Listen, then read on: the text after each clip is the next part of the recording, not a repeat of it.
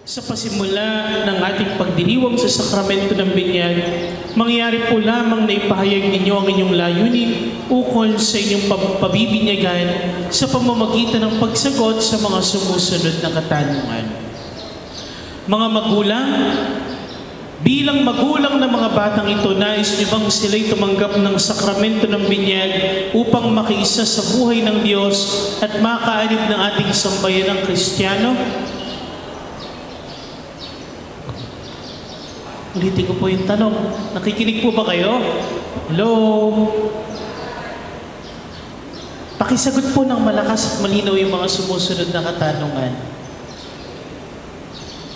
Bilang magulang ng mga batang ito, nais niyo bang sila'y tumanggap ng sakramento ng binyag upang makiisa sa buhay ng Diyos at makaanig ng ating sambayan ng Kristiyano?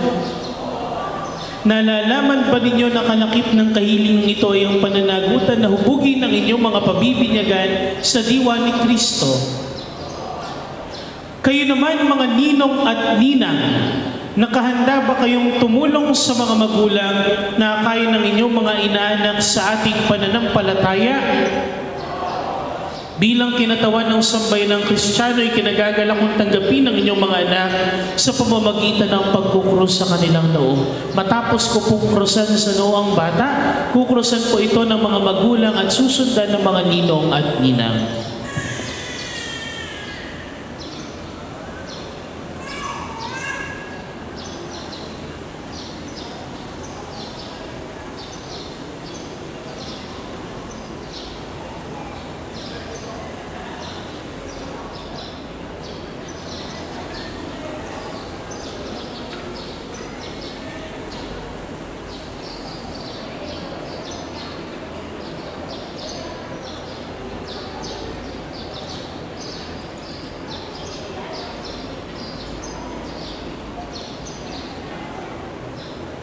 Ang mabuting balita ng Panginoon ayon kay San Marcos. Papuri sa iyo. May nagdala ng mga bata kay Jesus upang hiling ipatong niya sa mga ito ang kanyang kamay, ngunit pinagbawalan sila ng mga alagad.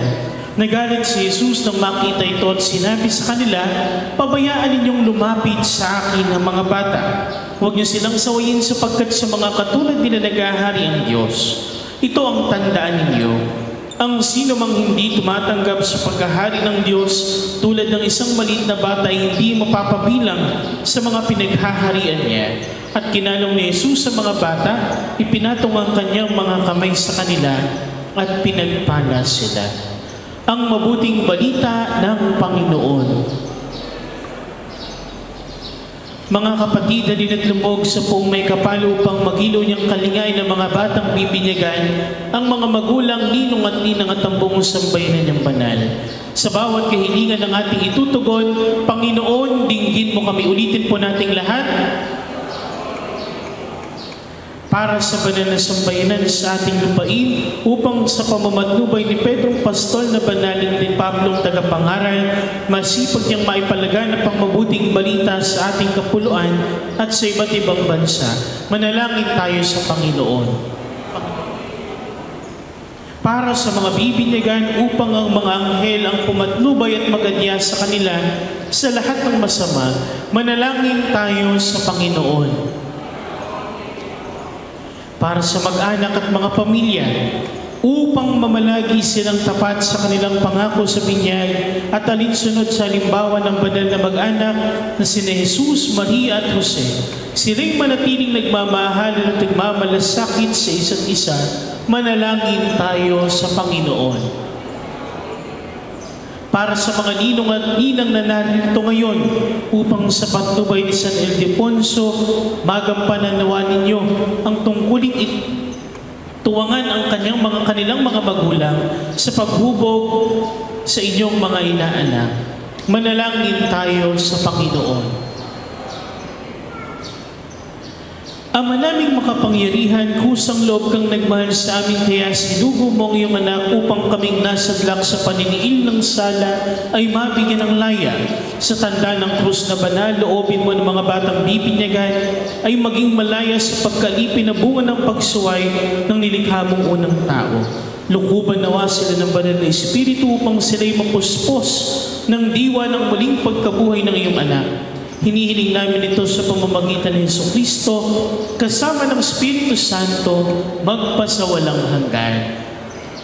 Sa kapangyarihan ng ating tagapagligtas na si Jesucristo, kayo ay magpakatatag ngayon at magpasawalang hanggan. Mga minamahal na magulang, ninong at ninang, noon tayo binyagan, tayo nalibing kasama ni Kristo upang kasama rin niya tayo makabangon at makapagbagong buhay. Bilang tanda ng inyong pananagutan ng pagtuturo ng banal na aral sa inyong mga anak, sasariwain natin ngayon ang ating mga pangako sa binyag na tatalikuran ng lahat ng kasamaan at kasalanan at yayakapin ng ating pananampalataya. Ang una pong tatlong pagtatanong ay tungkol sa pagtatakwil ng kasalanan at kasamaan, at ang sumunod naman na tatlong pagtatanong ay patungkol sa pagyakap sa ating pananampalataya. Gawin lamang pong malakas at malinaw ang ating pagsagot. Mga magulang, ninong at ninang, itinatakwil ba ninyo si Satanas? Itinatakwil ba ninyo ang kanyang mga gawain? Itinatakwil ba ninyo ang kanyang mga pang-aakit? Ngayong itinakwil natin ang kasamaan at kasalanan, halina't harapin at yakapin ang ating pananampalataya at ating isang bitin, opo, sumasampalataya kami. Ulitin po natin.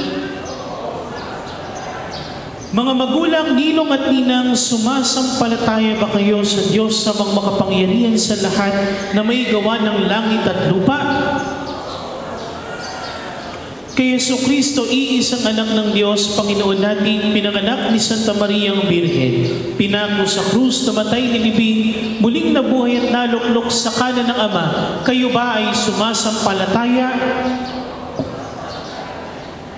sa Espiritu Santo, sa banal na simbahang Katolika, sa kasamahan ng mga banal, sa kapatawaran ng mga kasalanan, sa muling pagkabuhay ng mga namatay at sa buhay na walang hanggan? Kayo ba ay sumasampalataya? Sa pananampalataya na marangal nating ipinahayag, ating gagawad ng sakramento ng binyag sa pamamagitan ni Jesucristo kasama ng Espiritu Santo magpasawalang hanggan.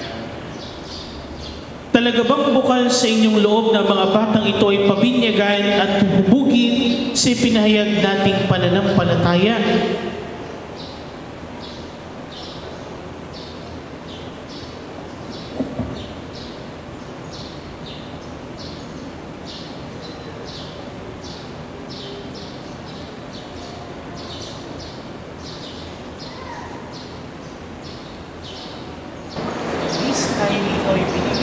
Sa ngalan ng Ama at ng Anak at ng Espiritu Santo.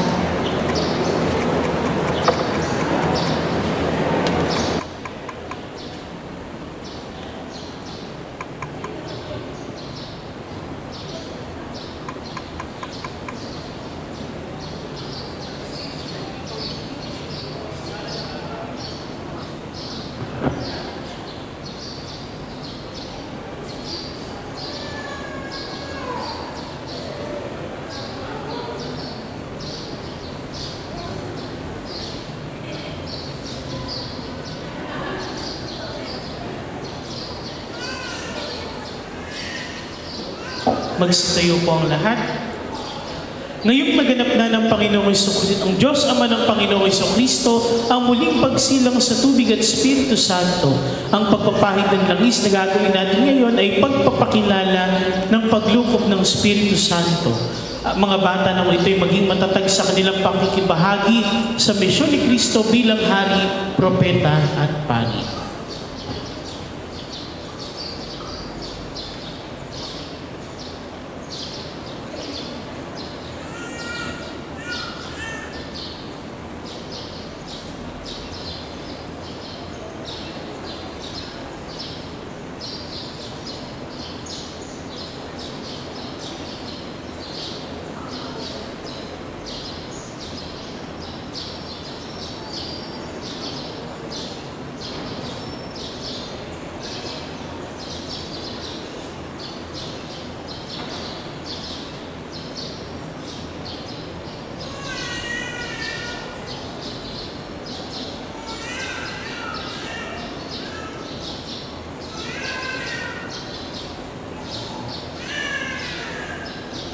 Ang damit pambinyag ay tanda ng dakilang karangalan ng mga anak ng Diyos. Naway manatiling walang bahid dungis ang kanilang karangalan hanggang kanilang matamo ang buhay na walang hanggan.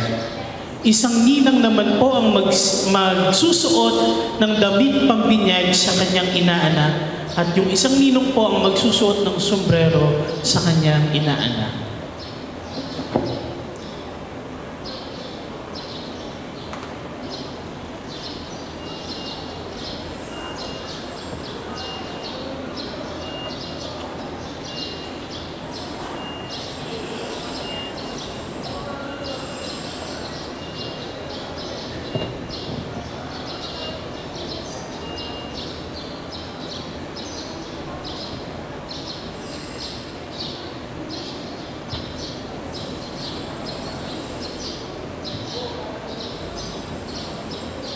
Tayo nang magbigay dangal kay Jesus na ating ilaw sa puso't nating isipan. Si Jesucristo'y nabuhay, siya'y ating kaliwanagan. Isa naman pong ninong ulit ang lalapit dito sa harap para magsindi ng kandila at ibabahagi ang liwanag ng kandila na ito sa iba pang mga ninong at ninang. Lapit po ang isang ninong para magsindi.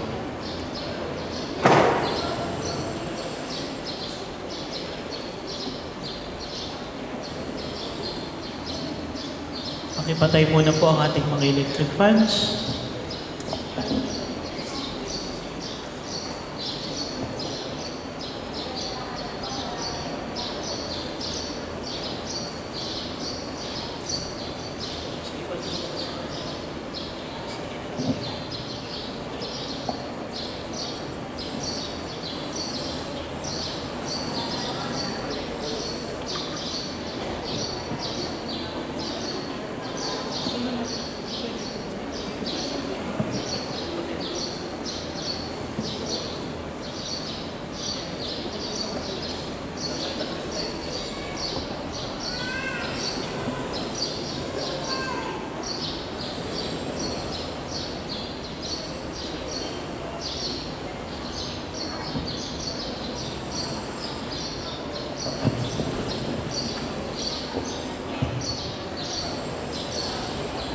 Pakitaas po ang ating mga kandila.